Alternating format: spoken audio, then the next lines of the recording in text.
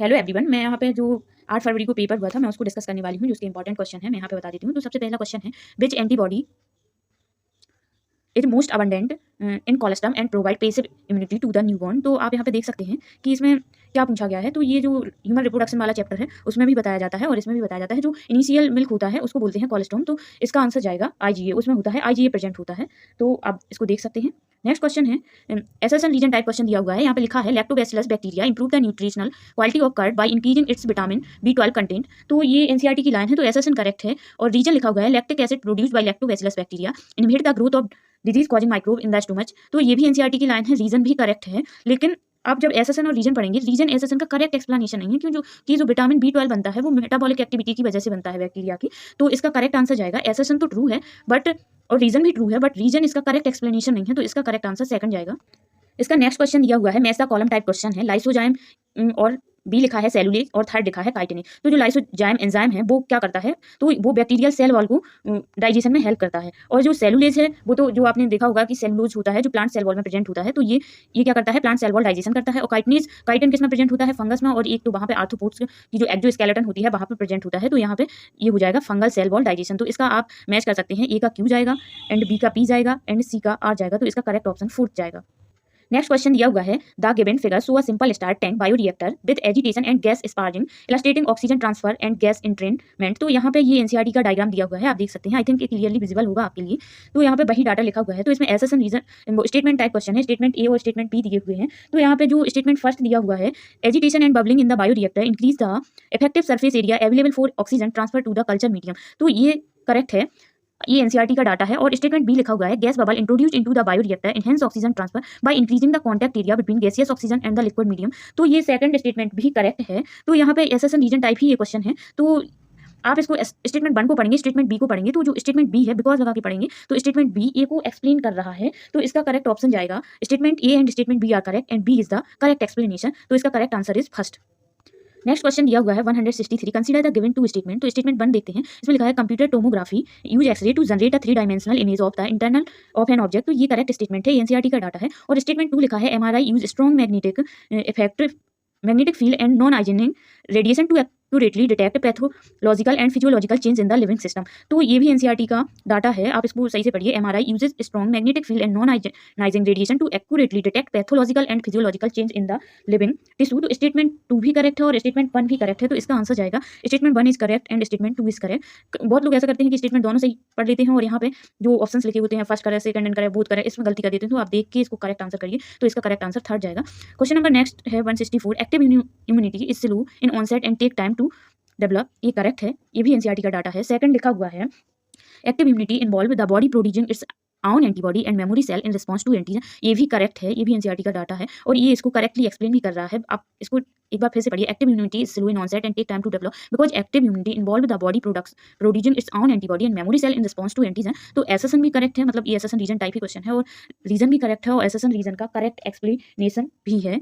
तो इसका आंसर जाएगा first, both A and B are correct and B explain ए। तो आप इसको देख सकते हैं। नेक्स्ट दिया हुआ है streptokinase is classified as a bioactive molecule because it. तो इसका आंसर जाएगा break blood clots by activating plasmin, क्योंकि ये प्लाज्मिन को एक्टिवेट कर देता है जिससे वो जो फाइबर क्लॉट्स वगैरह बन जाते हैं उसको ब्रेक कर देता है। तो इसका करेक्ट आंसर थर्ड जाएगा। ए भी एनसीईआरटी में ये स्ट्रेप्टोकाइनेज का डाटा दिया हुआ है, तो आप वहां से देख सकते हैं। इसमें नेक्स्ट क्वेश्चन है consider the given two statement. तो इसमें फर्स्ट स्टेटमेंट लिखा है oncogenic virus possesses viral oncogene that can transform normal cell into cancerous cell. तो ये करेक्ट स्टेटमेंट है। दूसरा स्टेटमेंट लिखा है cellular oncogene are always active in healthy cell preventing cancer formation. तो ये जनरली इनएक्टिव होते हैं और नॉर्मल हेल्दी सेल में प्रेजेंट होते हैं। तो ये और रेगुलेटेड होते हैं और ये सेलुलर ग्रोथ एंड डिफरेंशिएशन में हेल्प करती हैं। तो स्टेटमेंट 2 इनकरेक्ट है और फर्स्ट करेक्ट है। तो इसका आंसर जाएगा only statement 1 is correct and second is incorrect. तो आप देख सकते हैं इसका ऑप्शन जाएगा फर्स्ट। नेक्स्ट क्वेश्चन इसमें लिखा हुआ है in primary sewage treatment the process that remove suspended solids is. तो ये इसमें आप फर्स्ट ऑप्शन देख सकते हैं aeration and microbial degradation, second है sequential filtration followed by sedimentation, third है sedimentation by gravity in settling tank and third है केमिकल फ्लोकुलेशन एंड क्लोरिनेशन। तो इसका करेक्ट आंसर जाएगा third, sedimentation by gravity in settling tank. तो इसमें लिखा हुआ है ना कि that remove suspended solid is, तो इसका करेक्ट ऑप्शन थर्ड जाएगा। आप इसको एनसीईआरटी में देख सकते हैं। नेक्स्ट क्वेश्चन इसमें दिया हुआ है स्टेटमेंट फर्स्ट लिखा है in some children ADA deficiency can be cured by bone marrow transplantation, in other it can be treated by enzyme replacement therapy. तो इसमें जो फर्स्ट स्टेटमेंट लिखा हुआ है ये करेक्ट है, आप एनसीईआरटी में इसको पढ़ेंगे। और इसमें स्टेटमेंट 2 लिखा है both these approach are completely curative. तो ये ये कंप्लीटली क्यूरेटिव नहीं होती हैं, तो ये सेकंड स्टेटमेंट करेक्ट वो इनकरेक्ट जाएगा और फर्स्ट ओनली करेक्ट जाएगा। तो इसका ऑप्शन जाएगा first is correct and second is incorrect. इसमें नेक्स्ट क्वेश्चन लिखा हुआ है the sediment formed during secondary sewage treatment is called. तो इसमें नंबर फर्स्ट है, आपने इसको एनसीईआरटी में पढ़ा होगा, सेकंड जाएगा इसमें, sorry first fill in the blanks में जाएगा the sediment form during secondary sewage treatment is called activated sludge and it rich in microbial flocs होता है जिसमें फंजाई बैक्टीरिया वगैरह होती हैं जो डिग्रेडेशन में हेल्प करती हैं। तो इसका करेक्ट ऑप्शन सेकंड जाएगा, इसको आप एनसीईआरटी में देख सकते हैं। बाई चांस अगर कुछ भी गलत एक्सप्लेन हो जा सकता है तो आप उसको रिस्पेक्टफुली रिमार्क करके कमेंट सेक्शन में जरूर लिखिएगा।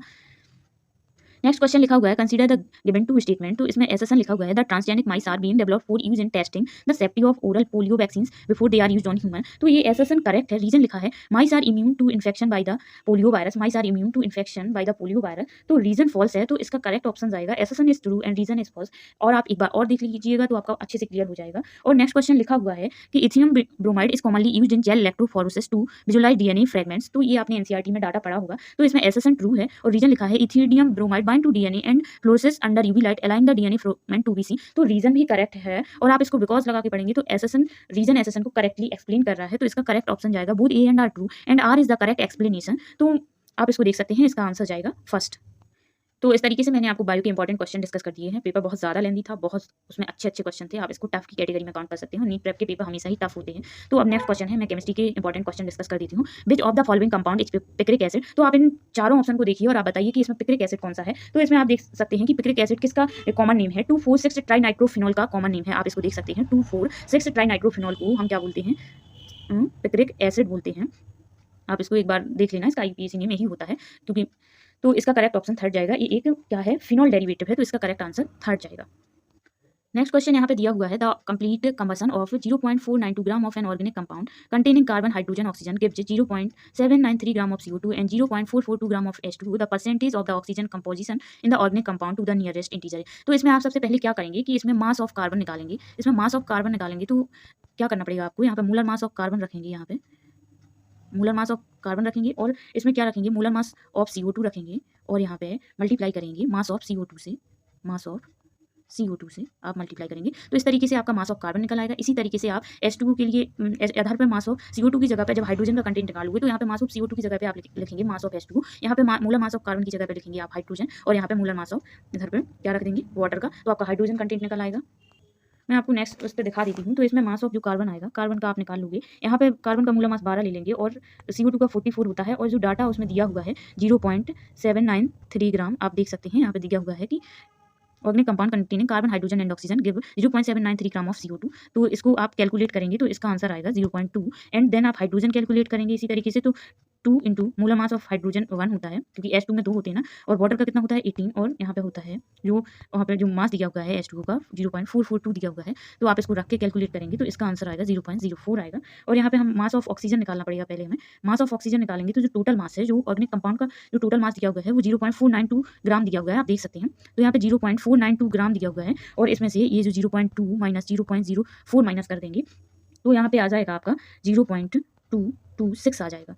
तो ये आपने मास ऑफ ऑक्सीजन निकाल लिया है। अब इसमें आप देख सकते हैं इसमें हमें क्या कैलकुलेट करना है, the percentage of oxygen composition in the organic compound to the nearest integer. तो यहाँ पे हम नेक्स्ट पेज पे आपको बता देते हैं, इसको मुझे रब करना पड़ेगा। तो यहाँ पे मास ऑफ ऑक्सीजन के लिए भी सेम तरीके से कंपोज निकाल सकते हैं क्योंकि जो ऑक्सीजन का आया है, कितना आया है ऑक्सीजन का 0.226। तो यहाँ पे जो परसेंट ऑफ ऑक्सीजन है, परसेंट ऑफ ऑक्सीजन आप निकालेंगे तो यहाँ पे कितना आ जाएगा, मास ऑफ ऑक्सीजन आया है 0.226 डिवाइडेड बाई 0.492 ऑर्गेनिक कंपाउंड का वेट है और इसको मल्टीप्लाई कर देंगे हम किससे, परसेंट से। तो यहाँ पे आपका जो आंसर आएगा 45.95 के आसपास, तो लगभग आएगा आपका 46%। तो आप इसको देख सकते हैं कि इसका करेक्ट ऑप्शन सेकंड जाएगा। तो इसको आप सॉल्व कर लीजिएगा, ये अच्छा क्वेश्चन है। तो इसमें पूछा गया है what is the IPC name of the given compound. तो ये बहुत ही कॉमन है, आपने जब आईपीएसी पढ़ा होगा तो इसका आंसर क्या जाएगा, आप इसको देख के बता सकते हैं। तो इसका नाम है एथॉक्सीबेंजीन। ये आपको इधर हेलो अल्केन वाली पार्ट में भी पढ़ाया जाता है और जब आईपीएसी पढ़ाया जाता है तो वहाँ पे भी पढ़ाता है, आप इसकी नेमिंग देख सकते हैं। तो इसका करेक्ट ऑप्शन जाएगा फोर्थ। इसमें नेक्स्ट क्वेश्चन अच्छा क्वेश्चन है, आप इसको देख सकते हैं। इसमें क्वेश्चन लिखा है select the correct option based on the statement given below. तो इसमें ऐसा लिखा है phenol does not react with NaCO3 but 2,4,6 trinitrophenol, जिसको मैंने पहले ही बताया picric acid does not react with the evolution of CO2। तो इसमें ऐसा ट्रू है, ये स्टेटमेंट ट्रू है। सेकंड रीजन लिखा है 2,4,6 nitrophenol is a weaker acid than carbolic acid. Carbolic acid, तो कार्बोलिक एसिड क्या होता है, कार्बोलिक एसिड हम किसको बोलते हैं, फिनॉल को कार्बोलिक एसिड बोलते हैं। तो इसमें ये रीजन करेक्ट है क्योंकि 2,4,6 ट्राइनाइट्रोफिनॉल होता है, इसमें 3 नाइट्रो ग्रुप लगे हैं, इलेक्ट्रॉन विड्रॉइंग ग्रुप हैं, तो ये मोर एसिडिक होता है। तो रीजन फॉल्स है, लेकिन एसएसएन करेक्ट है, तो इसका करेक्ट ऑप्शन जाएगा assertion is true and reason is false. आप इसको देख लीजिएगा, ये अच्छा क्वेश्चन है क्योंकि इस टाइप के क्वेश्चन आ जाते हैं पेपर में, क्योंकि जो 2,4,6 ट्राइनाइट्रोफिनॉल जो पिक्रिक एसिड है वो strong electron withdrawing group present होते हैं, इसलिए वो स्ट्रॉन्गर है फिनॉल से। और इसमें कंफ्यूज मत होइएगा, कार्बोलिक एसिड किसको बोलते हैं, फिनॉल को बोलते हैं। तो इसका करेक्ट ऑप्शन थर्ड जाएगा। इसमें नेक्स्ट क्वेश्चन लिखा हुआ है the boiling point of alcohol and phenol increase with increase in the number of carbon atom. तो इसमें ये करेक्ट लिखा हुआ है, आपने प्रॉपर्टीज पढ़ी होंगी तो उसमें ये बताया जाता है। नेक्स्ट स्टेटमेंट लिखा है the boiling point of alcohol and phenols are higher in comparison to other class of compounds such as ether and haloalkanes. तो ये भी करेक्ट है। तो इसमें जो ये है कि जो आपका ये है एल्कोहल एंड फिनॉल है, इनमें इंटरमॉलिक्यूलर हाइड्रोजन बॉन्डिंग होता है, इसलिए इनका जो बॉइलिंग पॉइंट्स है वो ज़्यादा होता है और जो ईथर और हेलो अल्केन्स का है वो कम होता है। तो इसका करेक्ट ऑप्शन जाएगा, दोनों ही स्टेटमेंट करेक्ट हैं। तो इसमें आप देख सकते हैं कौन सा जाएगा, both statement 1 and 2 are true. तो इसका करेक्ट ऑप्शन जाएगा फोर्थ। यहाँ पे आप देख सकते हैं कि इस तरीके से मैंने आपको केमिस्ट्री के इंपॉर्टेंट क्वेश्चन बताए हैं, जो भी बताए हैं वो अच्छे क्वेश्चन हैं, आप उनको मार्क कर लीजिएगा, एक बार रिव्यू कर लीजिएगा। अब मैं आपको फिजिक्स का बताती हूँ, फिजिक्स का पेपर भी बहुत ज़्यादा अप लेवल था, तो मैं आपको एक एक करके बताती हूँ। इसका फर्स्ट क्वेश्चन है, ray of light is incident on to the surface of a medium at an angle of incidence theta. तो आप ये देख सकते हैं, ये नॉर्मल से एंगल है, इंसिडेंट एंगल थीटा, और in ear the reflected and refracted ray are at right angle. तो ये ईच अदर देन, तो आपको देख सकते हैं ये रिफ्लेक्टेड रे है और ये है रिफ्लेक्टेड है, ये रिफ्रैक्टेड है। तो यहाँ पे आपको बताना है कि क्या होगा इनमें से। तो सबसे पहले तो आप एक ज्योमेट्री लगाइएगा कि यहाँ पे जो थीटा है और ये जो angle of low of reflection होता है, एंगल ऑफ इंसिडेंट बराबर एंगल ऑफ रिफ्लेक्शन होता है। तो जो यहाँ पे आप लगाएंगे, यहाँ पे क्या होगा कि जो ये पूरा कितना हो रहा है 180, तो आप इसको ऐड करेंगे तो क्या होगा कि जो 180 इक्वल्स टू क्या हो जाएगा, आई और आर बराबर होंगे। तो ये इसको आर मान लो, दोनों को आई इक्वल्स टू आर मान लो, तो यहाँ पे 2 आर जुड़ जाएंगे तो 2r प्लस 90 हो जाएगा। तो जो आर की वैल्यू आएगी क्या आएगी, 180 माइनस 90 करेंगे और ये आ जाएगा 2r।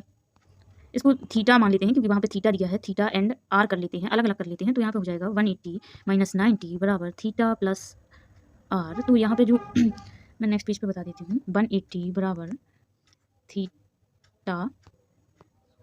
थीटा प्लस आर, यहाँ पे माइनस 90 कर देती हूँ, उसमें पहले लिख दिया है तो यहाँ पे बचेगा 90 equals to theta plus R. तो यहाँ पे हम जो निकालेंगे, यहाँ पे ये आर क्या आ जाएगा 90 माइनस थीटा। अब हम क्या लगा लेंगे, इसमें स्नेल्स लॉ लगा लेंगे, जो होता है म्यू, स्नेल्स लॉ का यूज़ करेंगे यहाँ पे, स्नेल्स लॉ। तो हो जाएगा μ1 साइन थीटा 1 बराबर μ2 साइन थीटा 2। और यहाँ पे पहला कहाँ से आ रहा है, ईयर से आ रहा है, तो हम उसका रिफ्रैक्टिव इंडेक्स क्या लेंगे, 1 लेंगे। तो यहाँ पे हो जाएगा μ1 कितना हो जाएगा 1, और यहाँ पे जो साइन थीटा को साइन थीटा लिख लेते हैं, और μ2 कितना है, μ2 को μ2 मान लेते हैं और इसको साइन, और ये इधर पे आर आ जाएगा। तो आर की वैल्यू कितनी है, ये रही 90 माइनस थीटा, 90 माइनस थीटा। यहाँ पे मैं यहाँ पे बता देती हूँ। तो ये हो जाएगा sine theta equals to μ2 sine 90 minus theta क्या होता है, कॉस थीटा, कॉस थीटा। अब sine theta by cos theta करेंगे बराबर μ2, या इसको म्यू कह सकते हैं। तो ये क्या बन जाएगा, ये हमारा बन जाएगा टेन थीटा। ये क्या बन जाएगा हमारा, टेन थीटा। तो आप इसको देख सकते हैं, मैं रीच करके यहाँ पे बता देती हूँ, नहीं यहाँ पे लिख देती हूँ। तो म्यू इक्वल्स टू हो जाएगा टेन थीटा। तो आप इसको सीक्वेंस में देखिएगा तो आपको समझ में आ जाएगा कि क्या है। इसका करेक्ट आंसर जाएगा mu equals to tan theta. तो यहाँ से हम ऑप्शन टिक कर देते हैं, इसका करेक्ट ऑप्शन फर्स्ट जाएगा mu equals to tan theta. तो आप देख सकते हैं मैंने इस तरीके से क्वेश्चन डिस्कस करने की कोशिश करी है, फिजिक्स केमिस्ट्री एंड बायोलॉजी। तो आप अपने हिसाब से देख लीजिएगा कि आपको पेपर का लेवल कैसा लगा। हर पेपर का लेवल अच्छा होता है, तो आप उनको देख लीजिएगा और आप वीडियो बताइएगा कैसे लगी आपको। मैंने नया फॉर्मेट ट्राई करने का कोशिश किया है, और आप बताइए आपका कैसा मार्क्स आ रहा है। कुछ दिन ही बचे हैं स्ट्रगल के, बस अच्छे से करते रहिएगा। So thank you so much for watching this video. Please like share and subscribe. Thank you.